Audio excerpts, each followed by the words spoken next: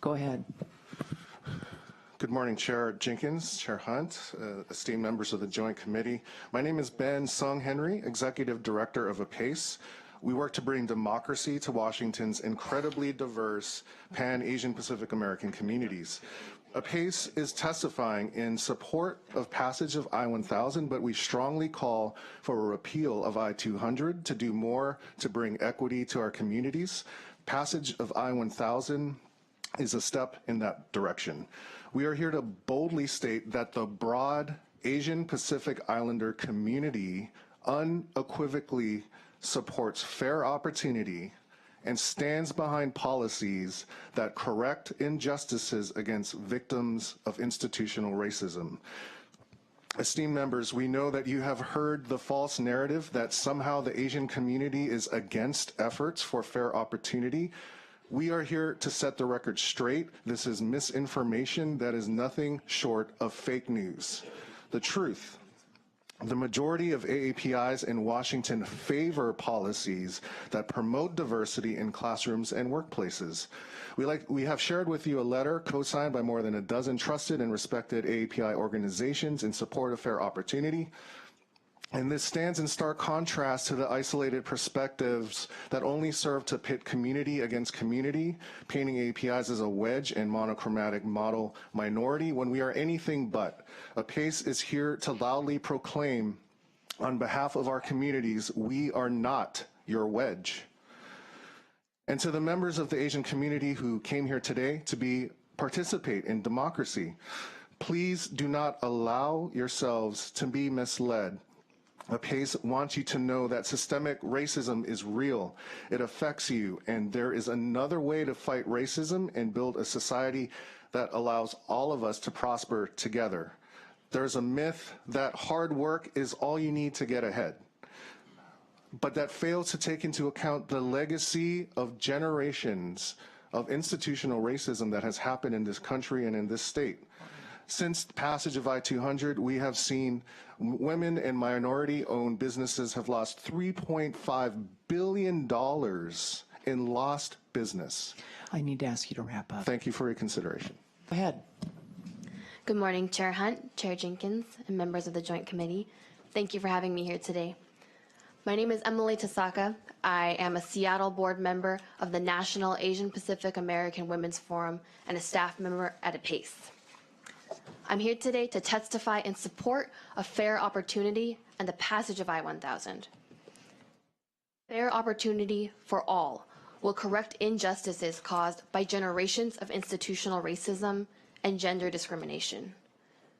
Reducing these structural barriers in education and employment will give everyone, including women and people of color, a fair shot at success. Since the elimination of fair opportunity policies through I-200, public contracts awarded to small businesses owned by women and people of color have dropped from 10% to 3%. Over 20 years, this has been a total loss of $3.5 billion. This is $3.5 billion lost to a community already facing discrimination in entrepreneurship and hiring. $3.5 billion lost to a community, to women and families who are hurting from the wage gap. We need to correct this mistake, and we need to reaffirm the value that people in my communities have to offer a thriving Washington state.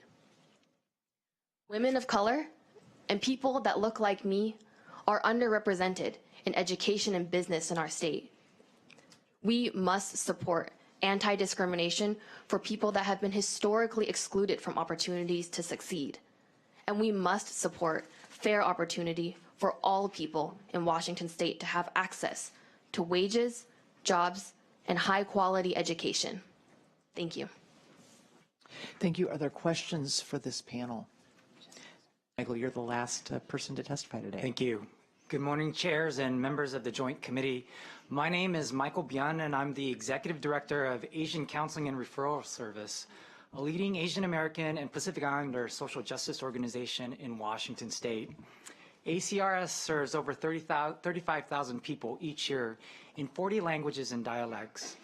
I'm also part of the Asian Pacific Islander Coalition of Washington, a 20-year-old broad-based coalition of organizations and groups who represent the multi-ethnic and multilingual Asian American and Pacific Islander community that advocates for social justice, racial equality, and fair opportunity.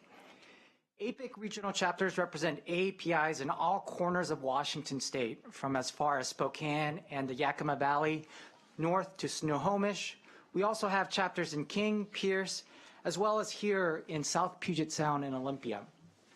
ACRS and APIC of Washington support the passage of I-1000 and support repeal of previous I-200.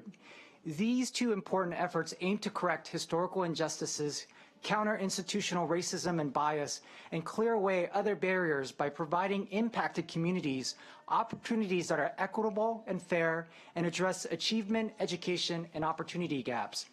AAPIs are continually harmed by the model minority myth. We are not a monolith, but rather a diverse community representing 48 ethnicities with different class, language, religion, educational attainment, migration history, among other attributes.